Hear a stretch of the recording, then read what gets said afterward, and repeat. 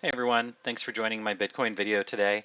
I've titled this video "The Secret Sauce" because I do want to talk about something, and I'm gonna sound really dumb when I'm saying this when I get into it. So apologies ahead of time, but I do want to talk about a very specific method of trading.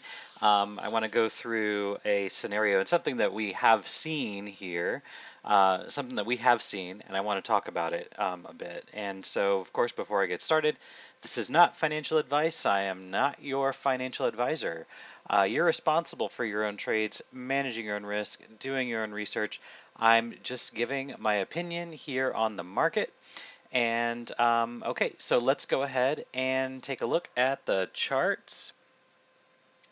All right, so what I want to take a look at, and when I'm talking about this, this secret thing is not really all that secret because what a lot of people out there talk about very frequently is, you buy the dip, you buy the dip, and basically what this really equates to is something that we see pretty often, and a lot of times what that is a move in one direction is typically counter traded by smart money, and there's a continuation in the opposite direction. So right now, let's just say this for instance, we were seeing this price action. Let me go ahead and circle this. Right here. Okay, you see this on short time frames. You can see this on high time frames, and it works on just about any time frame. But it's not necessarily a strategy that I have, but it is something that I do keep in mind. When you see that there is compression, which we saw here, so we saw lots of compression here. What we typically tend to see is a move in one direction and then a move in the opposite direction. Okay, so when we were down here after we had this big massive move down, okay, so we had this move down, and then we had a compressionary phase where price just moved sideways, and then we had basically a markup in price. It moved sideways, and then it moved back down. That was an indication that the price was going to continue in the downward trend, and this is on a 15-minute time frame. So the overall trend on this, if you take a look at the 200 simple moving average here, was down. So you move down, you compress, you wait for these moving averages to settle, you've got the spike up, and then you have the spike down for continuation. This is during compressionary phases, okay? So we've had other compressionary phases that I want to talk about. Okay, again, still looking at the 15-minute time frame, this 200 moving average was moving up. Okay, so this was moving up, and then we got to a place, and we were talking about this for days and days and days about this compression. We were inside of this channel, we were compressing, and then we saw a move to the downside. We had a mark down in price, which was bought up, and now we see ourselves where we are right now. We're all the way up here. So typically, you see a sharp move in one direction, and then if it consolidates there, typically it is basically being counter traded and you're moving in the opposite direction. Now, what we've got going on up here, now we've only been up here for the better part of maybe like a day and a half or so, but we're starting to do the same thing again. Okay, guys, we're starting to do the exact same thing again up here. So I'm going to say the top of the range is going to be about right here. I'm going to extend this out because this could extend for quite some time. This is going to be the bottom of my range. And let me remove my moving averages here and show this to you. So again, we're seeing ourselves inside of this range again. So we have liquidity to the upside. So this is where our supply is. And then we have liquidity to the downside, which is where our demand is. I would be willing to bet you that there is a plethora of people out there ready to buy the dip, which is concerning to me. But including myself, I've got some bids that are sitting all the way down here in this range. Okay, so if the price happens to go down there, and if it doesn't quickly consolidate back up into this range, I'm going to get out of those positions because that would mean that potentially we have a top. Okay, we can't call anything a top until we really start making lower highs. So if we move down here and then we see a slow move back here, then a rejection, that's going to be a lower high. We haven't seen that yet. Honestly, I wouldn't be betting on it either. I wouldn't be shorting this area, but I would be interested in buying the dip. Okay, A couple areas that I'm interested in buying. Let me move up to a 1 hour time frame. And I kind of want to go through a couple different price points, which are going to be pretty important to hold as support. And the main one is going to be this guy right here. So this cluster right here, I'm going to be very approximate here and call it 95.50. This little guy's got to hold because we've got a high where we're currently projecting our 3. We've got a high here. We've been creating higher highs throughout this entire move up. And you could even include this wick here as another high. So we're creating higher highs over and over and over. If we move down, we need to quickly move back up and create another high, because really at this point what we would be doing, we've been making higher lows. We've been making higher lows. Okay? So if we do move down into this territory, we need to quickly move, and we move higher. Now, from a technical perspective, I do think that Bitcoin does have potential to move its way up to about 99.50 to 10,000. Maybe this range up here. This is kind of where I was kind of predicting. This is about 10,150. I do think that there is going to be a nasty rejection at our first attempt at 10,000. More than likely, what's probably going to happen is people are going to be looking for stops above 10,000, and there's going to be short orders that are going to be waiting up here to sell into those stop losses. That's why stop hunts work for larger players, because it's a mechanism for them to transfer wealth from you to them. They want to profit from your stop losses, and if you're shorting here, then I would be willing to bet that you're probably thinking, okay, well, if this passes 10,000, I'm going to be out of my position.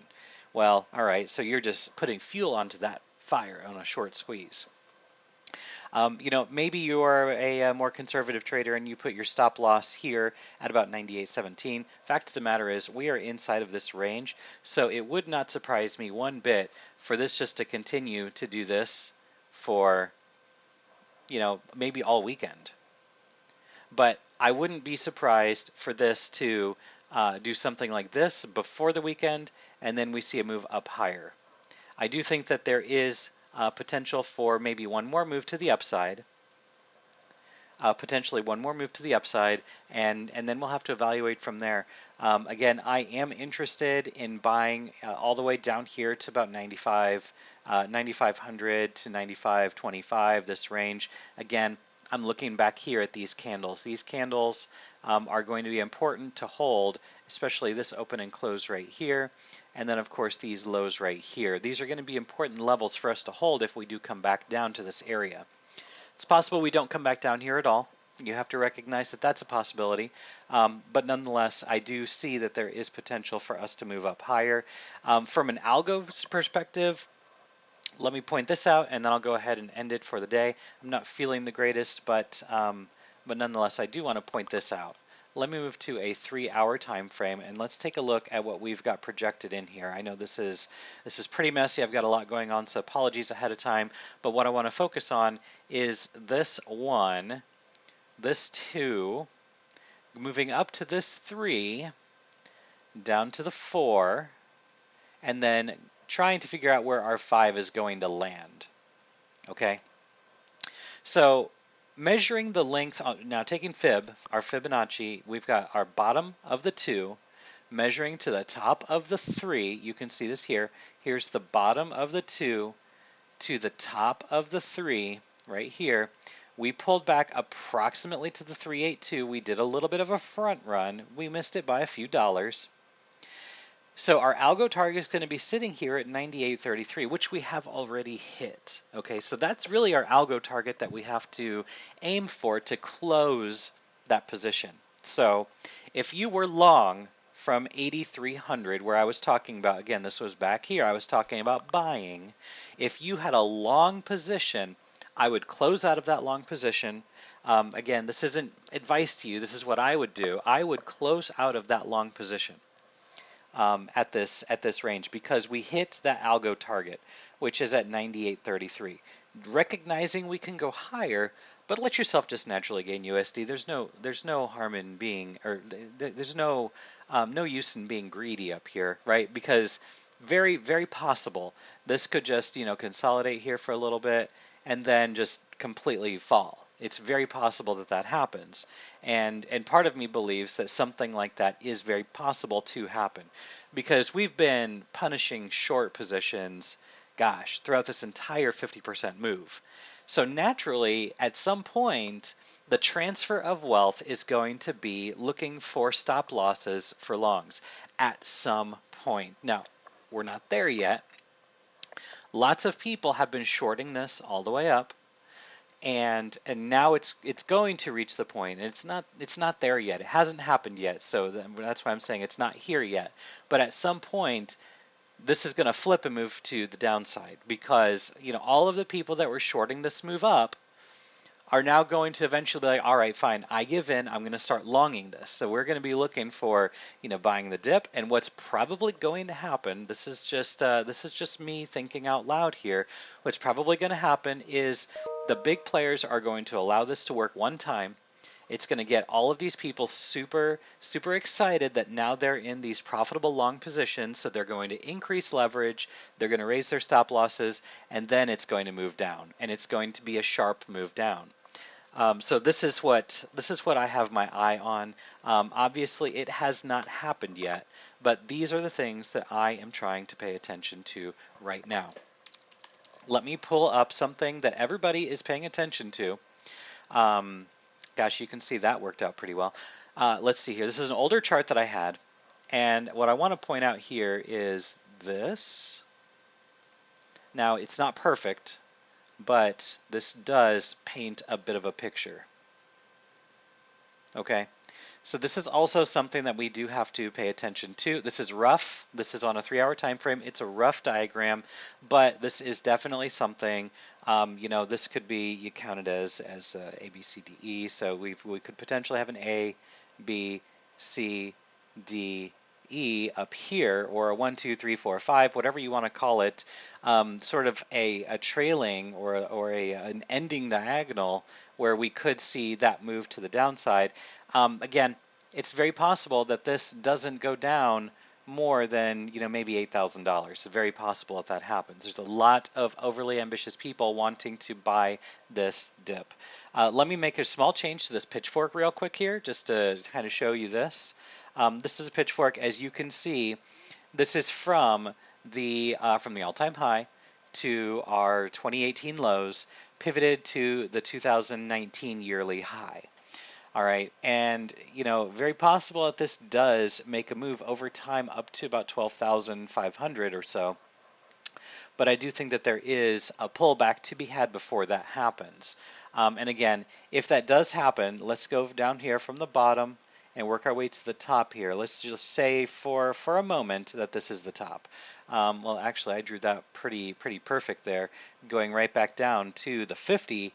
And then, our next target would be 10,920, then 11,627. So, this could be very well, and people aren't really paying too much attention to this. This could be an A, and then a B, and then moving into a C. And if that's the case, and this is just a hypothetical here, but if that's the case, we're going to be looking for something like a 100% move of the A projected from the B. And if we do come back down here, that sets us up perfectly for a move up to about 11,500. Something you have to pay attention to, something you have to recognize as a possibility. This will probably take some time. And if you are on the Discord, you know that I've been talking a little bit about April. It's very possible that this is just a pre-pump and we'll be pulling back, and then in March be doing a little bit of bullish consolidation, likely in this area, just by the way, because I am interested in this area right here. So if we do come back down here to this range, it's going to look pretty good. And then in April, I do think that we're going to have another one of those months where we have a nice move to the upside. All right, guys, that's all that I really wanted to talk about on Bitcoin right now. If this video did help you in any way, shape, or form, like, subscribe, share. And I mentioned it on my other videos. I know that half of you are not subscribed to this channel, but it doesn't take much for you to click the little subscribe button.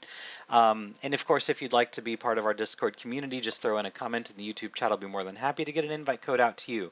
And wherever you are in the world, I hope you're having a good day, a good afternoon, and a good evening.